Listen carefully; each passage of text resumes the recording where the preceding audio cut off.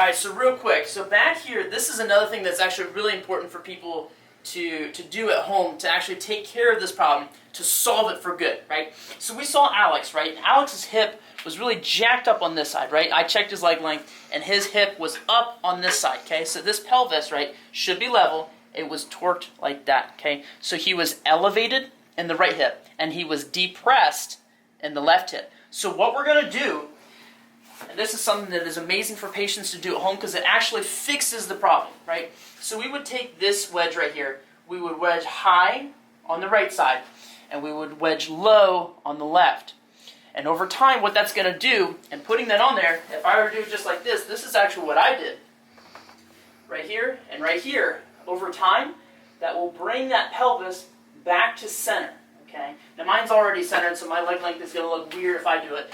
But you get the idea in that when you actually fix this problem, this sacroiliac joint is able to function optimally, and at that point, you only need maintenance chiropractic care once a week, typically, and then you're able to live a happy, healthy life.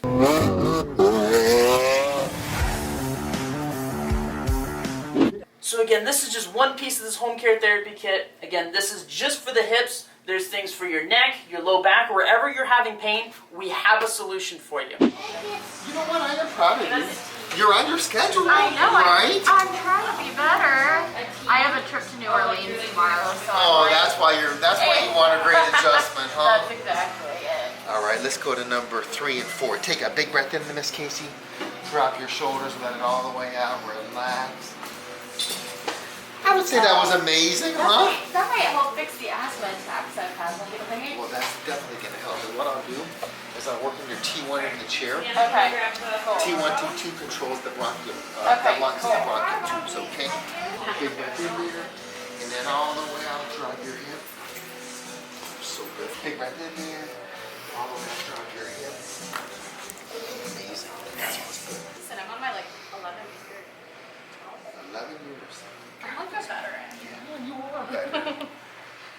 You're like a rock star. Yeah, 2011. And then lift the chin. We're going to go to the lower neck. There you go. Wonderful. Your TMJ needs some work. So I'm releasing her masseter muscle, which is the muscle of mastication. So what happens with TMJ patients, that muscle shortens and becomes, you have trigger points.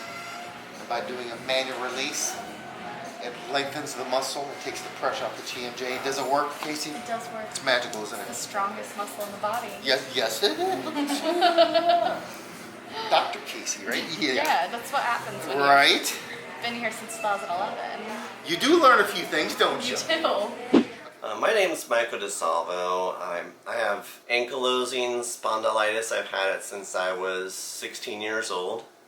It's a very painful condition where I'm fused and my lower vertebrae, also up in my neck. So my spine's in really bad shape. I've had scoliosis from a young age, so it's been a real challenge. When I first got my diagnosis of ankylosing spondylitis, I was told that it's genetic in nature, but it can also be brought on by trauma. When I was 16 years old, after having stepped on a nail at work, to try to continue to work after that because my manager told me to, but also played an entire basketball season. So I was on a leading team in the YMCA league, and I was basically hopping around on one foot, just making my condition worse. So it fully expressed myself, so my body was just in full inflammatory mode. I was just in paralyzing pain within 2 or 3 months, so I could barely move around once I started college. I didn't know I had a predisposition to this ankylosing spondylitis, which is a type of arthritis.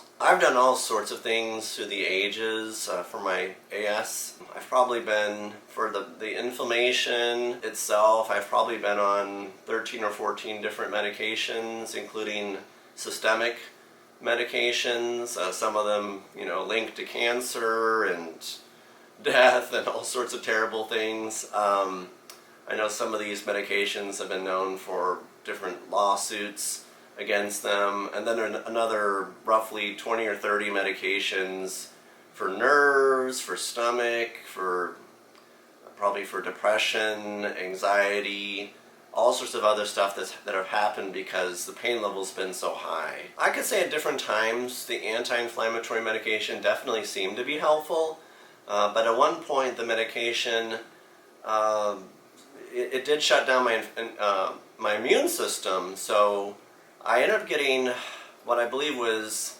it's called C. diff, Clostridium difficile, I believe, and it affected the stomach and nausea and all that, and I had to cancel an international trip, even though it was like 2 months later. I could never, it took me a long time to recover from that, and in short, I almost lost my life because of it. I became very dehydrated.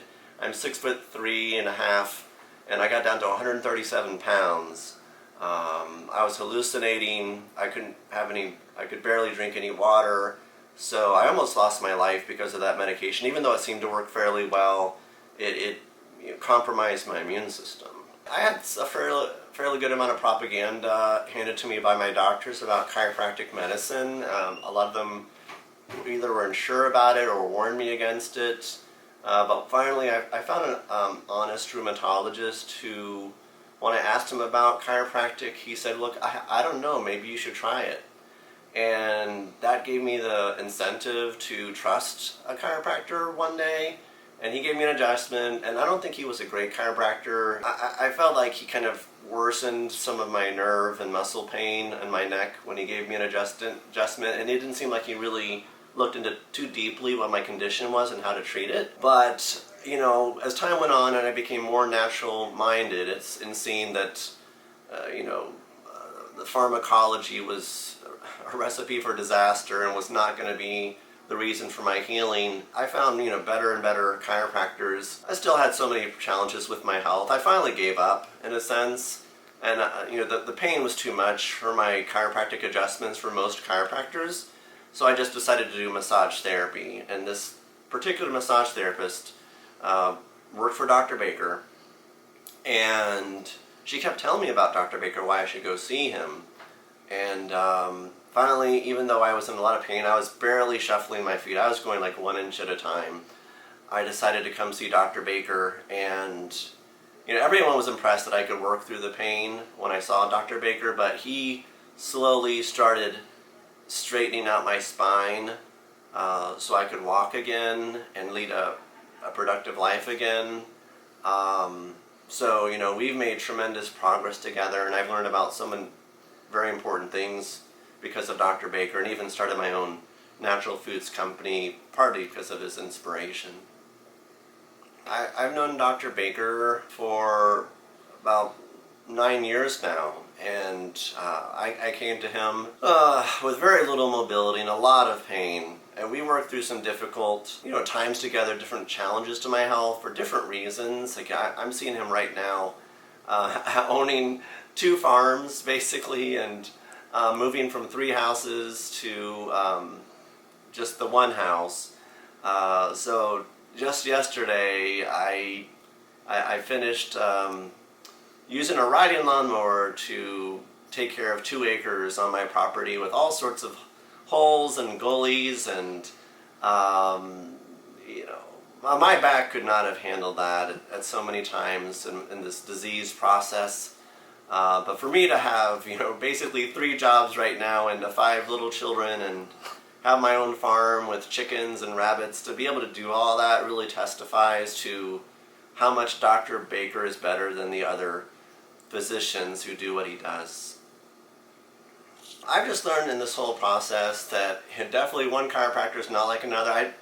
I know for a fact there are a lot of great chiropractors who do great things, and in fact, possibly the best chiropractor outside of Dr. Baker himself comes to this office to help him, and I see him on Monday. But no one does what Baker Chiropractic does, with just the whole package of human physiology. His specialized adjustments really saved my life. I've had other doctors in the area try to work with my spine, and we make very little progress, but with Dr. Baker I always know that I'm going in the right direction. So I highly recommend Baker Chiropractic. If you're not sure what to expect, just take advantage of the free consultation or whatever you can do to get a better picture of your health, and I'm sure he'll be able to help you in some way. What's going on, YouTube family? Hey, we really hope you enjoyed this week's episode. Make sure you do the 4 things: like, comment, subscribe, and lastly, hit the notifications button. See you next time.